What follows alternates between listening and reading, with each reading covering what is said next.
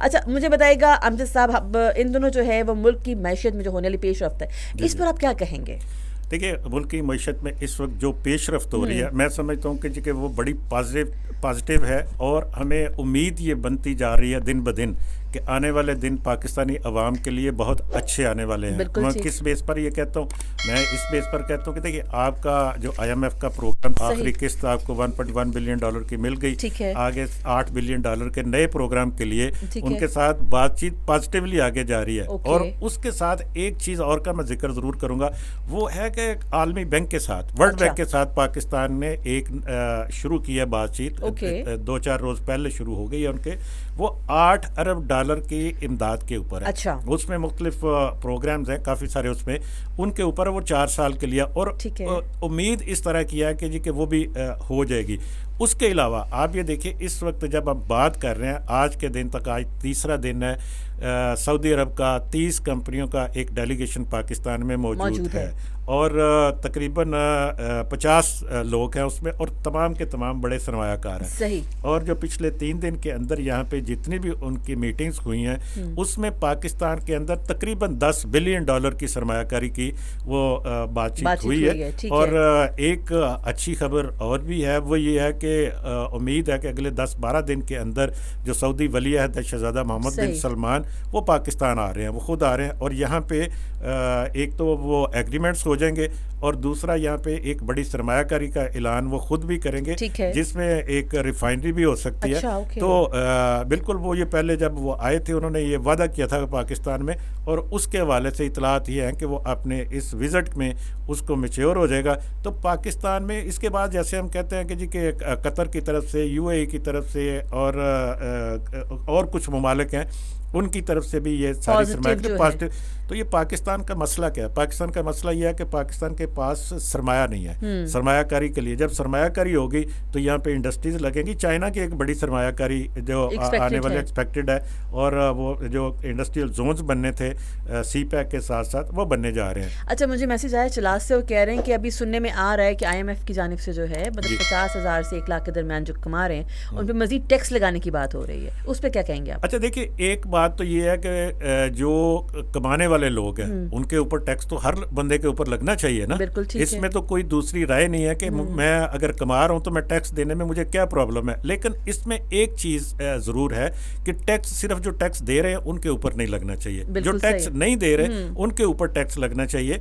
और जो 50 लाख कमा रहा है तो उसको टैक्स देने में क्या प्रॉब्लम है? 50,000 से 1 लाख, 50,000 से देखिए 50,000 से ऊपर जो तनख्वाहदार आदमी है ऑलरेडी उसके ऊपर टैक्स है, बिल्कुल नहीं लग रहा कुछ भी। बल्कि इसके ऊपर हमारे जो फाइनेंस मिनिस्टर हैं उन्होंने कल ये बात की है, उन्होंने कहा जी कि ये हम मजीद जिनके ऊपर टैक्स है उनके ऊपर मजीद टैक्स नहीं लगा सकते। तो और ये हमारी जो बेस है इस वक्त वो 50,000 पर मंथ है, और उसके ऊपर टैक्स कितना होता है? वैसे मैं आपको 1,000 रुपया वो उस पे है।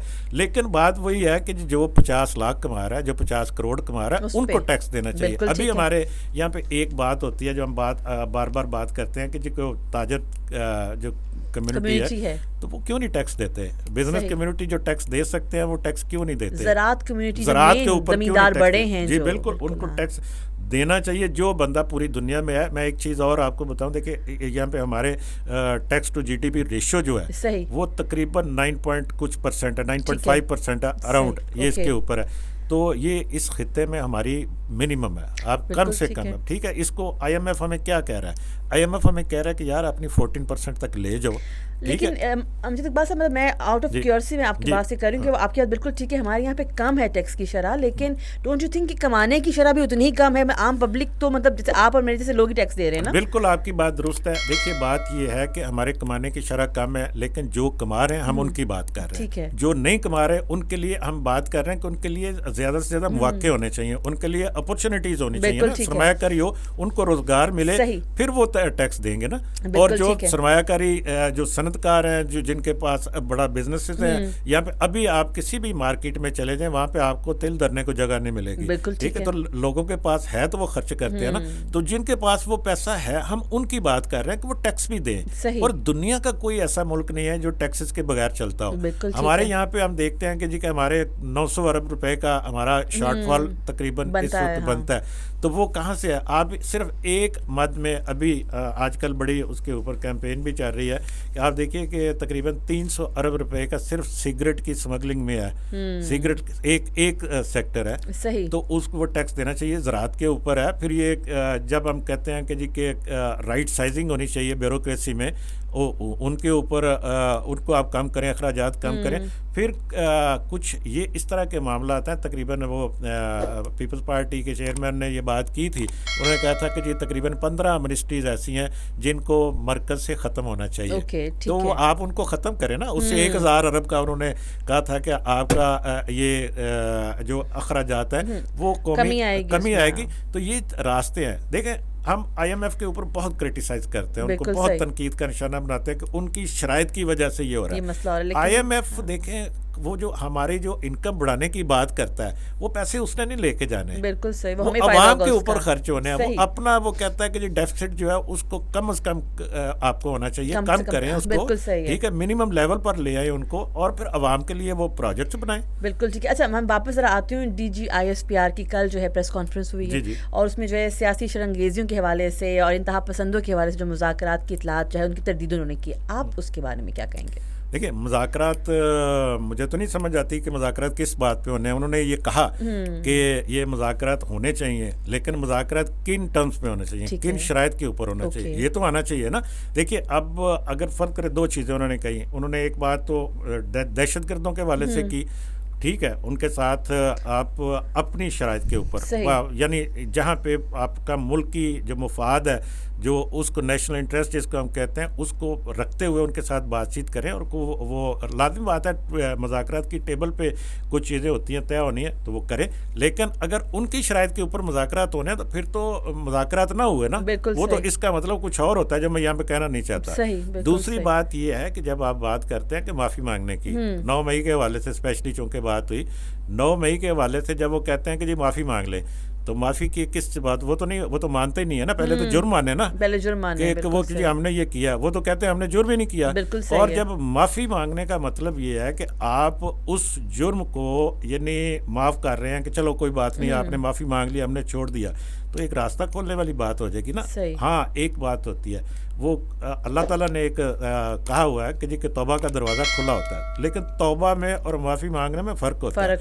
ठीक है, तौबा का मतलब ये है कि आप राह रास्त पर आ जाएं, आप वो छोड़ दें सारा जो प्रोपेगेंडा कर रहे हैं, आप वो छोड़ दें, वो जो नफ़रत अंगेज़ी कर रहे हैं, लोगों को इंतशार की तरफ माइल कर रहे हैं, आप उनको कहें फलाह की तरफ आएँ और इंसानियत की तरफ आएँ, मुल्क की मुफाद की तरफ आएँ। फिर इसके ऊपर आप उसको चाहे माफ़ी का नाम दे लें या तौबा का नाम दे लें, लेकिन इस तरह से माफ़ी मांगना जिसको हम कह रहे हैं कि मैं तो कम से कम नहीं समझता कि वो मुनासिब होगा। बिल्कुल सही कह रहे हैं। इससे पहले मैं आपसे इजाज़त दूँ, मैं जानना चाहूँगी कि आप जो हैं वो क्या कहते हैं कि जो मुल्क की फ़ौजी क़यादत है, उनके आइनी और जमहूरी किरदार के हवाले से और कौमी खिदमात के बारे में जो DG ISPR ने कहा है, उस पर आपका क्या तबसरा है? देखिए, इस वक्त जो हमारी अस्करी क़यादत है और वो इस वक्त जिस तरह से कोशिश कर रही है, एक तो मुल्क की दिफा के हवाले से, दूसरी बात मैं अगर ये कहूँ कि इस वक्त जो हमारे जो माशी मामलात हैं उसके हवाले से, फिर हम ये कहें कि जी कि दीगर जितने भी मईशत से मुतल्लिक़ है, इससे पहले कभी नहीं ऐसा हुआ। मैं कभी किसी अस्करी क़यादत ने इतने इस तरह से स्टेप्स नहीं लिए जिस तरह से अब लिए जाए।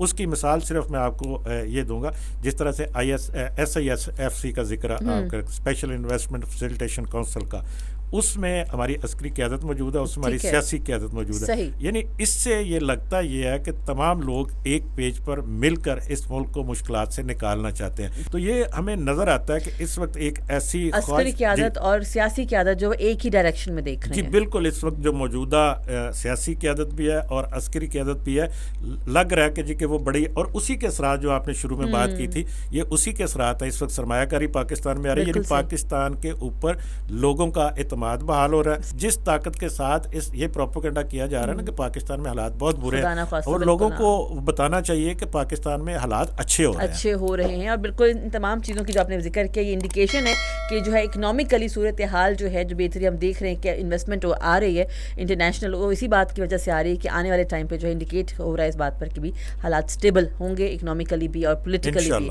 इंशाल्लाह। थैंक यू सो मच, आपका बहुत बहुत शुक्रिया जनाब अमीर इकबाल साहब, आप आए, आपने टाइम दिया और आपने जो बड़ी अच्छी बात की तमाम तमाम मुख्तलिफ जो है पॉइंट्स को आपने हाईलाइट किया, और आपका जो है वो मैं इस पर की इजाज़त लूँ, कोई पैगाम आप देना चाहें सुनने वालों को? मैं यही कहना चाहूँगा कि जी पाकिस्तान का सोचें, बिल्कुल, और पाकिस्तान के लिए सोचें, सही, और यही हम सब के लिए बेहतर है। बेशक, बिल्कुल सही। Thank you so much.